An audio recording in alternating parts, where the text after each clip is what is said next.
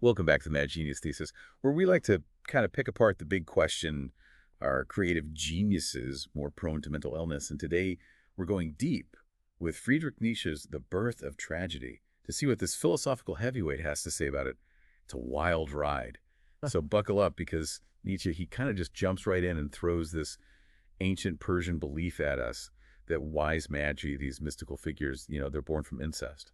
Yeah, he's not exactly easing us in, is he? It's a pretty shocking image to start with, right? I think he's trying to challenge our assumptions about where true wisdom and creativity come from. Like maybe genius requires you to break free from societal norms, even the ones that seem sacred. So basically, to get to the really groundbreaking stuff, you might have to step outside the comfortable, the accepted boundaries. Exactly. Nietzsche believed that true creativity often comes from a place of tension, a clash between opposing forces, and he saw this reflected in ancient Greek tragedy, where he identified two fundamental drives at play, the Apollonian and the Dionysian. Okay, let's break those down for our listeners who might not be familiar with all the Greek mythology stuff. We've got Apollo, the god of light, order, and reason, and then there's Dionysus, the god of wine, ecstasy, and, well, let's just say things can get a little wild with Dionysus. Yeah, that's one way to put it. Nietzsche saw these two gods as representing these fundamental forces within us all. The Apollonian drive, it seeks order, clarity, control. It's the force that shapes and structures our world, helps us make sense of things. The Dionysian, on the other hand, is all about instinct, passion, the raw energy of life. So it's like this constant push and pull between our rational minds and our wild, untamed hearts. Precisely. And Nietzsche believed that this tension, the struggle between Apollo and Dionysus, is at the very heart of the creative process. He saw Greek tragedy as the perfect embodiment of this dynamic. Think of the plays of Sophocles, for example. Yeah. You have the structured dialogue, the clear plot lines, that's the Apollonian element, but then you have the chorus, often masked figures representing these primal forces who erupt into these emotional, often frenzied songs and dances. That's pure Dionysian energy. And Nietzsche thought this interplay between order and chaos was crucial for creating truly powerful, transformative art. Absolutely. He saw the Dionysian element as the source of true inspiration, the raw, unfiltered energy that fuels the creative fire. But he also recognized that the Apollonian drive is essential for shaping that raw energy into something meaningful and coherent. So it's not about choosing one over the other. It's about finding a way to harness both forces. Exactly. It's like a dance between control and abandon, between reason and instinct. And the truly great artists, according to Nietzsche, are those who can master this dance. This makes me wonder, where does the suffering artist fit into all of this? Nietzsche himself struggled with illness throughout his life, and he seemed to believe that great art often springs from a place of pain. Was he suggesting there's a direct link between suffering and creativity? That's a question Nietzsche grapples with throughout his work, and it's certainly a complex one. He points to the myth of Prometheus, who stole fire from the gods for humanity and was eternally punished for it.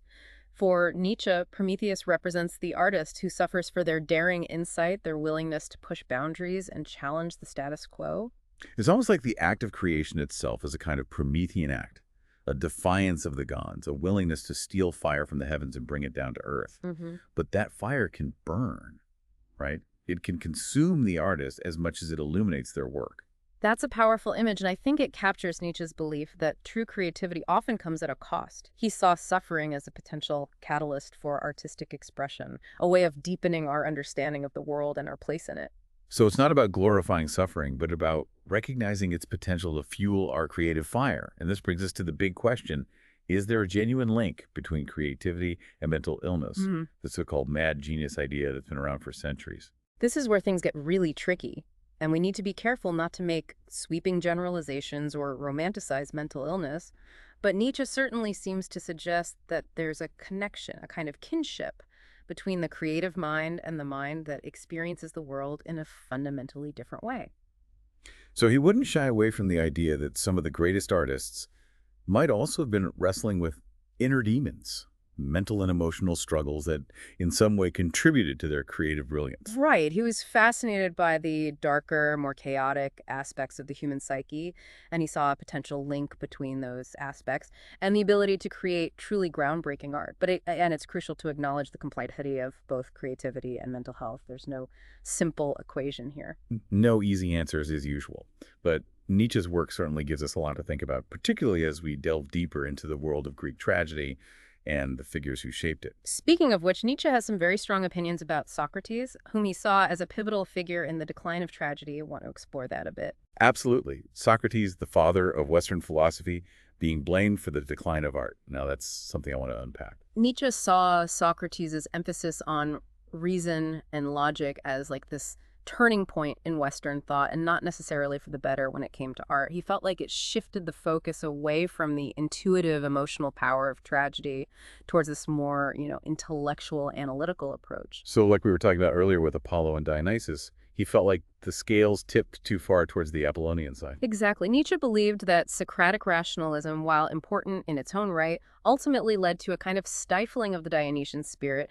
That raw, chaotic energy he felt was so essential for truly great art. But isn't there value in, analyzing and understanding art? Yeah. I mean, that's what we're doing right now. Of course there is.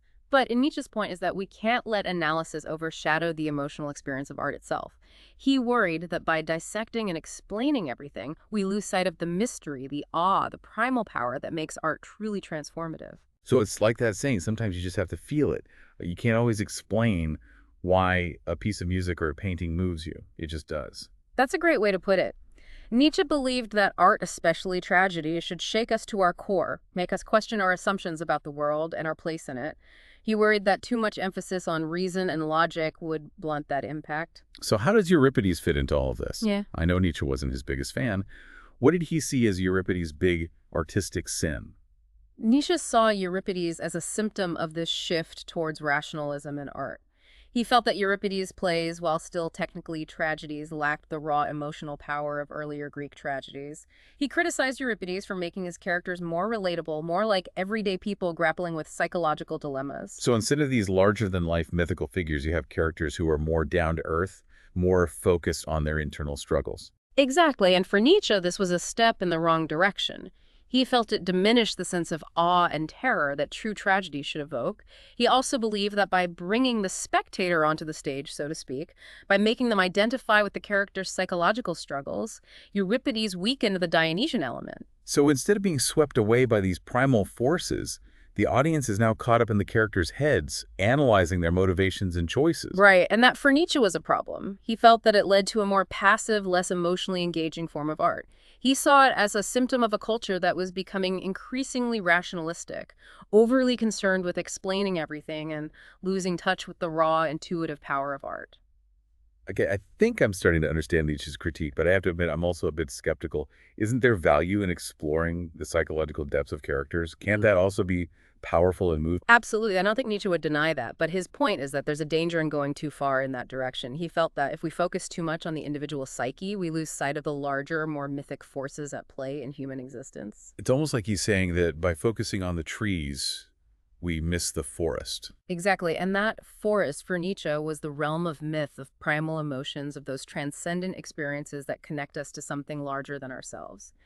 He felt that tragedy at its best had the power to transport us to that forest, to shake us out of our complacent rationalistic worldview and make us confront the raw, chaotic beauty of existence. So for him, true tragedy wasn't just about entertainment, it was a kind of spiritual experience. Precisely. And he believed that it had the power to cultivate a certain kind of wisdom in us, a tragic wisdom that allowed us to accept the inherent duality of life, the joy and the suffering, the order and the chaos. And he felt that this tragic wisdom was essential not just for artists, but for all of us as we navigate the complexities of life. That's right. He saw it as an antidote to the kind of nihilism and despair that he felt was spreading through modern culture, a way of finding meaning and purpose in a world that often seems chaotic and absurd. Now, speaking of meaning and purpose, I know Nietzsche was a huge fan of Wagner's music. He saw it as having the potential to reawaken that Dionysian spirit he felt was missing in modern culture. Can you tell us a little bit about that? Nietzsche's relationship with Wagner was a fascinating one, full of admiration, inspiration, and ultimately disappointment.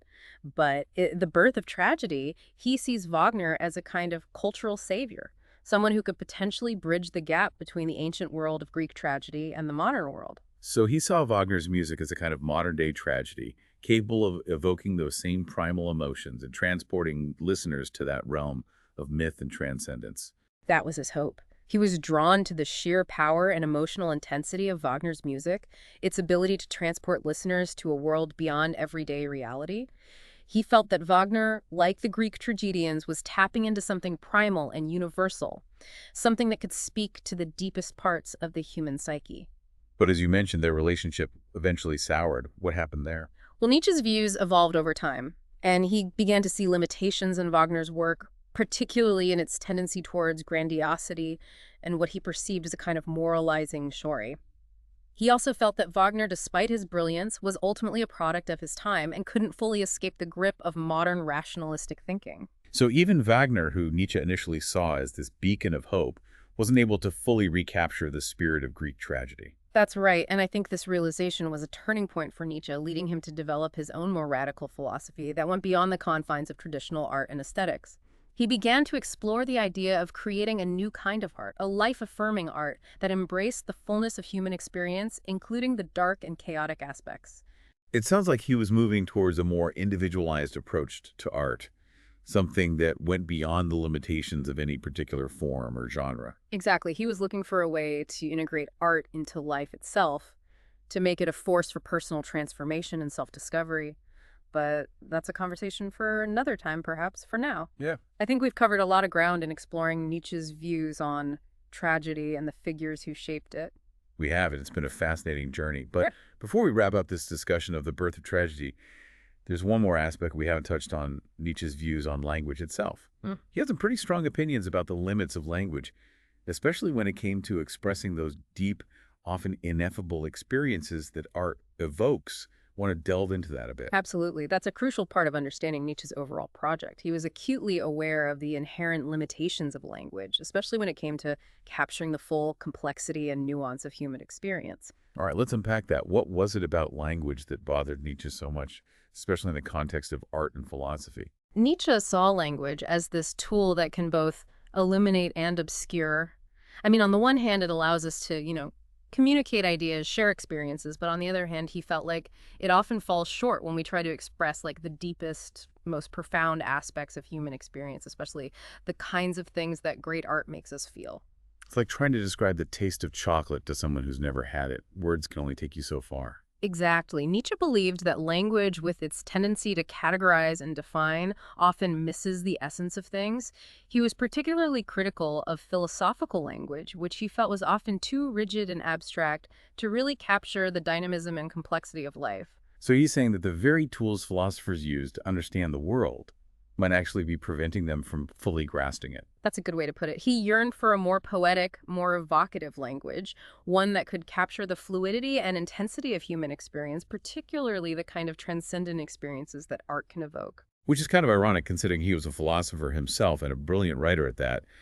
His prose is so vivid and thought-provoking. Absolutely, and that's the beauty of Nietzsche. He was acutely aware of the limitations of language, yet he used it with incredible skill and artistry to convey his ideas. He wasn't afraid to use metaphors, imagery, aphorisms, all those tools that poets use to break free from the constraints of everyday language. So he was fighting fire with fire, using language to critique language, and ultimately to point towards something that lies beyond language. Exactly. He was trying to push the boundaries of philosophical discourse to find a way to express those things that can't be easily put into words, those experiences that art allows us to glimpse, but that language often fails to capture. This makes me think about those moments when you're moved by a piece of music, a painting, a poem, and you try to explain why it affects you so deeply, but you just can't find the right words. Right, and for Nietzsche, those moments are where the real magic lies. He believed that art at its best can connect us to something beyond the reach of language, something primal and profound, something that speaks directly to our souls. And he felt that this connection, this ability to transcend language and logic, was a key part of what made ancient Greek tragedy so powerful. Absolutely. He saw the chorus, those masked figures chanting and dancing, as a kind of embodiment of this pre-linguistic Dionysian energy.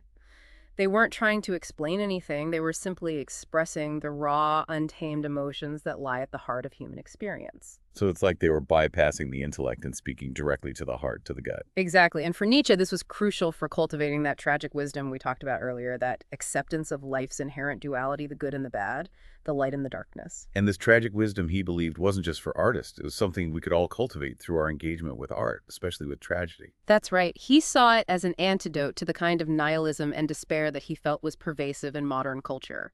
a way of finding meaning and purpose in a world that often seems meaningless and absurd.